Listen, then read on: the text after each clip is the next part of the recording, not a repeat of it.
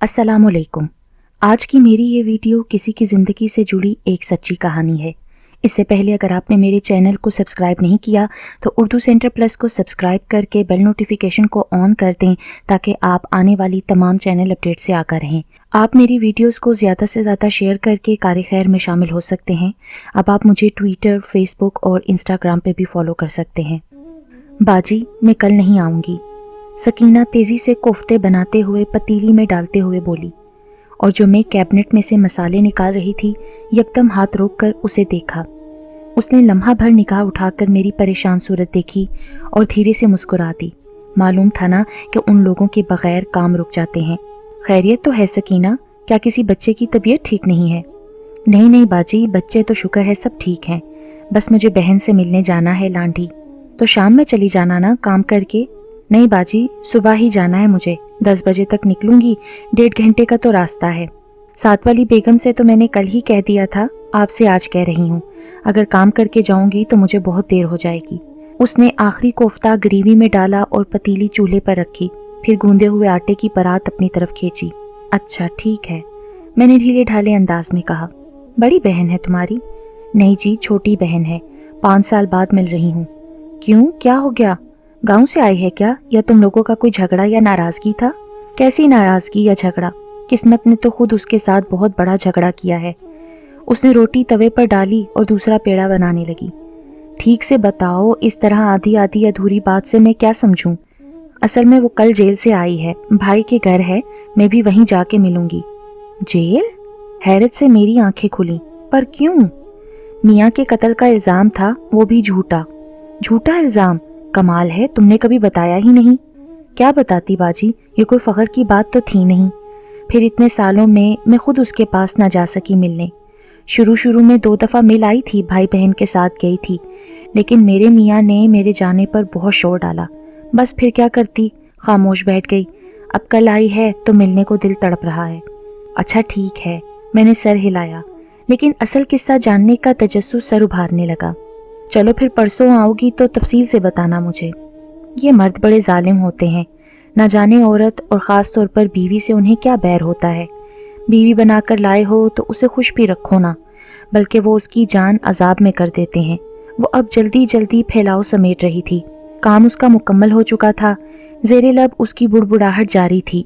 ना जिंदगी में सुख देते हैं और ना मरने पर। क्या बोल रही हो सकीना? उसकी बुड़बुड़ाहट सुनकर मैंने गर्दन मोड़ी। बस बाजी, हम औरतें बड़ी मजलूम हैं, हमारी कहानियां भी अजीब हैं। वो फीकी हंसी हंसी। बताऊंगी आपको किसी वक्त फुर्सत से। इतना कहकर वो सलाम करके चली गई और मेरे जहन में अजीब उलझन डाल गई। जिंदगी में तो दुख देने का समझ आता है, लेकिन मरने के बाद मौत का ही गम होगा शायद, और क्या हो सकता है। वहाँ की ख़वातीन की अक्सरियत खुशबाश और बेफिक्र थी। मर्द हजरात यानी शोहर हजरात अपने कारोबार और दफ्तरी मसरूफियात में होते। बीवियों को उन्होंने हर काम के लिए मुलाजिम मुहैया कर रखे थे। उनका जहन उनके मसाइल तक नहीं पहुंच सकता था, और यही मेरे साथ भी हुआ। मेरी महदूद सोच की परवाज़ भी महदूद थी। सकीना की बहन की ज़िंदगी की कहानी में मुझे अचानक दिलचस्पी महसूस होने लगी थी। क्या करोगी बाजी मुझ बदनसीब की कहानी सुनकर? मेरे बहुत इसरार पर आज सकीना अपनी बहन को ले आई थी और अब हम तीनों आमने सामने बैठे थे। सकीना ने आज दूसरे घरों का काम मुख्तसर करके जल्दी निपटा लिया था, इसलिए अब इत्मीनान से बैठी थी। क्या पता शायद तुम्हारी कहानी सुनकर कुछ कर ही लूं, और कुछ ना भी कर सकी तो कम से कम तुम्हारे लिए सच्चे दिल से दुआ तो कर ही सकती हूँ ना। मेरे लहजे में शायद ऐसा कुछ था जो उसके दिल पर असर कर गया था। उसने सर झुका दिया, आंखों के किनारे गीले होने लगे थे। जी बाजी, अब तो मुझे दुआओं की बहुत सख्त ज़रूरत है। बस आप दुआ करना कि मेरी जितनी भी ज़िंदगी है वो सुकून से गुजर जाए, मेरे बच्चे मेरे पास आ जाएं। जेल के ये 5 साल नहीं थे, बल्कि 50 साल थे। जिस अजियत, कर्ब और तकलीफ़ में मैंने झेले हैं, खुदा किसी को ना दिखाए। आंसू के चंद कतरे आंखों से फिसल गए थे। वो तो खुदा भला करे उन वकील औरतों का जिन्होंने मेरा केस सुनकर मुझसे हमदर्दी की और फिर मुझे उस जहन्नुम से निकाला, वरना अगर मैं चंद साल और उधर रहती तो नफ्सियाती मरीज़ा बन जाती। उसने दुपट्टे के पल्लू से चेहरा रगड़ा। अल्लाह है ना हमारे साथ, वो थोड़ी किसी पर जुल्म होने देता है। मैंने कहा, अल्लाह तो बेशक है, मगर ये जो अल्लाह के जालिम बंदे हैं ना, ये हम औरतों को चैन नहीं लेने देते। वो जहर खंदा लहजे में बोली। ارے نور، اب تم باجی کو ٹھیک سے بتاؤ نا، اس طرح وہ کیا سمجھیں گی؟ سکینہ نے جیسے میرے دل کی بات کہہ دی تھی۔ میں بھی یہ چاہ رہی تھی کہ مجھے نور کچھ ابتدا سے اپنی کہانی سنائے۔ کہاں سے شروع کروں باجی؟ وہاں سے جب ہم اپنے ابا کے گھر رہتے تھے، اگرچہ خوشحال اور بے فکری تو وہاں بھی نہ تھی، لیکن حالات اتنے بھی خراب نہ تھے۔ ہم 4 بہنیں، ایک بھائی، وہ بھی چاروں سے چھوٹا۔ ابا ایک اسکول میں چوکیدار تھا، اماں خالص گھریلو عورت۔ ابا کی تنخواہ میں ہم 7 جانوں کا گزارا کیسے ہو سکتا تھا؟ لہٰذا اماں گھر میں سلائی کڑھائی کر کے ابا کا سہارا بنی ہوئی تھیں۔ اسکول میں ابا کی نوکری کا یہ فائدہ ہوا کہ ہم سب بہن بھائیوں نے مشکل حالات کے باوجود کچھ نہ کچھ ضرور پڑھ لکھ لیا۔ ابا کی شرافت اور دیانتداری کی وجہ سے اسکول کے مالک نے ہماری فیس معاف کی ہوئی تھی۔ 2 بہنوں نے 8ویں کر کے چھوڑا، سکینہ نے 5ویں کی۔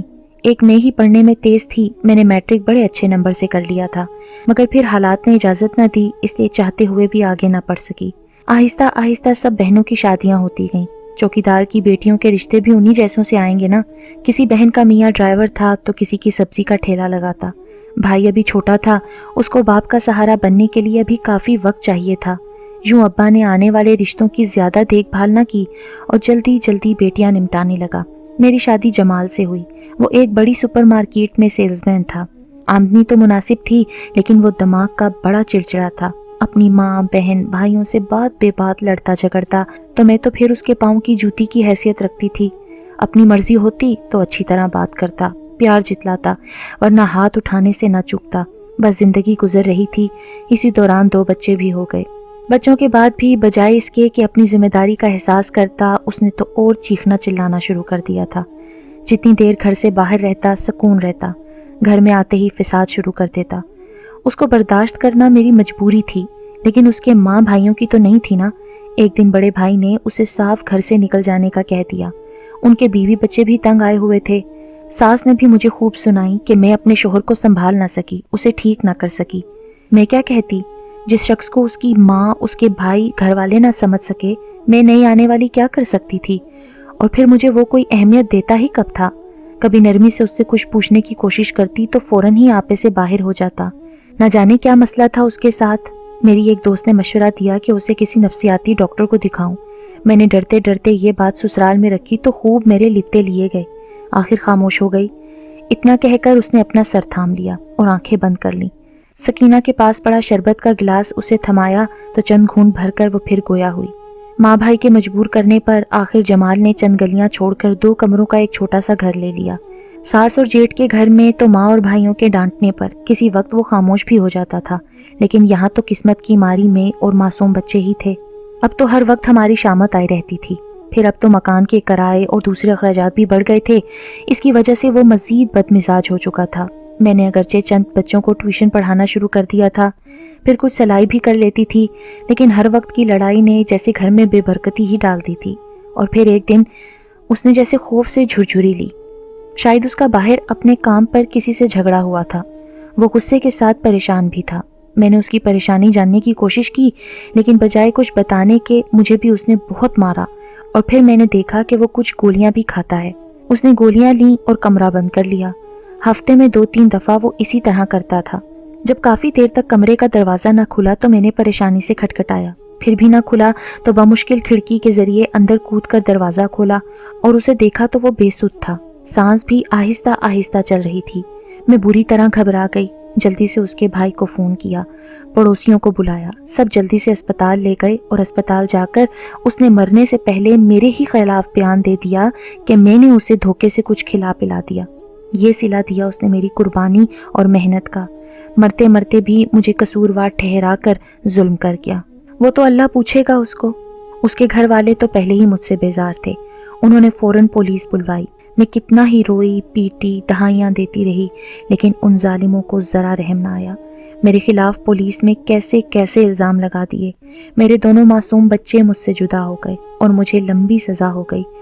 اس سے تو اچھا تھا میں اسے گھر میں ہی مرنے دیتی، کسی کو نہ بلاتی، ہسپتال نہ لے جاتی، وہ وہیں سوتے سوتے ہی مر جاتا۔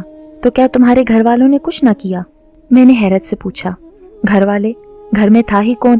اماں ابا تو اس دوران اللہ کو پیارے ہو گئے تھے۔ 3 بہنیں تھیں اور ان کے شوہر۔ بہنوئیوں کو کیا پڑی تھی پرائے پھڈے میں ٹانگ اڑاتے۔ بیچارہ ایک بھائی تھا، اس نے اپنی اوقات کے مطابق کوشش کی، لیکن پھر بیچارہ تھک کر بیٹھ گیا اور مجھے قتل کے جرم میں سزا ہو گئی۔ اس نے ایک دفعہ پھر ہاتھ چہرے پر رکھے اور چند لمحوں بعد اسی طرح بولنے لگی۔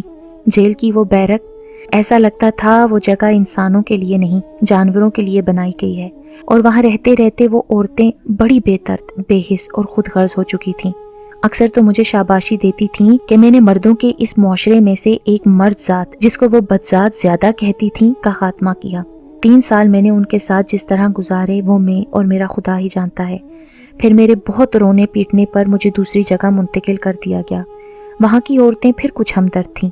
اور تمہاری طرف سے وکیل نے کوئی کوشش نہیں کی؟ ارے باجی کیسا وکیل؟ یہاں کون وکیل کرتا؟ کس کے پاس پیسے تھے؟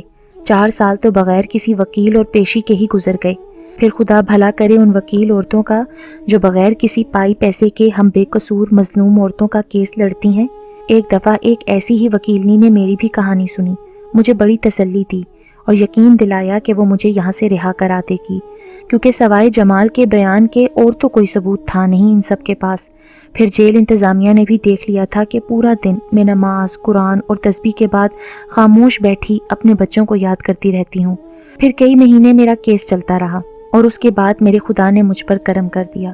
میری رہائی کا فیصلہ ہو گیا، میں بے قصور ثابت ہو گئی۔ میری ساس، جیٹھ، دیور کو بلایا گیا اور وہ بھی میرے خلاف کوئی ثبوت نہ دے سکے۔ بس باجی اب وہ بچے دینے میں مجھے پریشان کر رہے ہیں۔ نہ جانے انہوں نے میرے بچوں کے دماغ میں میرے خلاف کیسا زہر بھر دیا ہوگا۔ اگر میرے بچے ہی مجھے نہ ملے تو میری زندگی کا کیا فائدہ؟ وہ ایک دفعہ پھر سسکنے لگی۔ تم ایسا کرو، اس وکیل سے کہو، وہ ضرور تمہاری مدد کرے گی۔ ہاں باجی، میں نے اسی سے کہا ہے، وہ چلے گی میرے ساتھ۔ اس نے مجھے بڑا حوصلہ دیا ہے۔ مجھے امید ہے میں اپنے بچوں کے ساتھ باقی زندگی گزار دوں گی۔ وہ میرے پاس رہیں گے، مجھ سے اسی طرح محبت کریں گے جیسے 5 سال پہلے کرتے تھے۔ بھرائی آنکھوں اور لہجے میں وہ مستقبل کے خوبصورت خواب بن رہی تھی، اور میں اسے دکھے ہوئے دل سے دیکھ رہی تھی اور سوچ رہی تھی، واری عورت تیری بھی عجیب کہانی ہے۔ اس مرد نے تو مرتے مرتے تجھے بھی پھنسا دیا، لیکن وہ عورت جو اس مرد کی ماں تھی، معصوم بچوں کی دادی، تمہاری ساس، اس نے تو اس ظلم پر مہر لگا کر بچوں کے باپ کے ساتھ ماں کو بھی مار ڈالا۔ اس نے 1 منٹ کے لیے بھی بچوں کا خیال نہ کیا کہ باپ تو مر گیا ہے، ماں کو جیل کروا کر بچوں کی ماں کو بھی مار دیا جائے گا۔ جب وہ اپنی بہو سے ایسی نفرت کرتی تھی تو ان 5 سالوں میں اس نے بچوں کے کورے کاغذ جیسے ذہنوں میں نہ جانے کیا کچھ نہ ثبت کر ڈالا ہو۔ باپ کی شفقت سے محروم بچوں کو ممتا سے بھی جیتے جی محروم کر ڈالا۔ ایک طرف ظالم عورت ساس تھی، دوسری طرف مظلوم عورت بہو، اور میں ان دونوں کا موازنہ کر رہی تھی اور سوچ رہی تھی کہ کیا واقعی صرف مرد ہی ظالم ہوتے ہیں؟ مجھے امید ہے کہ اس ویڈیو کو دیکھنے کے بعد سب مرد ایسے نہیں ہوتے، سب عورتیں ایسی نہیں ہوتی کی بحث نہیں چلے گی، کیونکہ اس کہانی میں نہ سب مردوں کو برا کہا جا رہا ہے، نہ سب ساسوں کو، نہ سب عورتوں کو۔ یہ صرف ایک مخصوص عورت، اس کی ساس اور اس کے شوہر کی کہانی ہے۔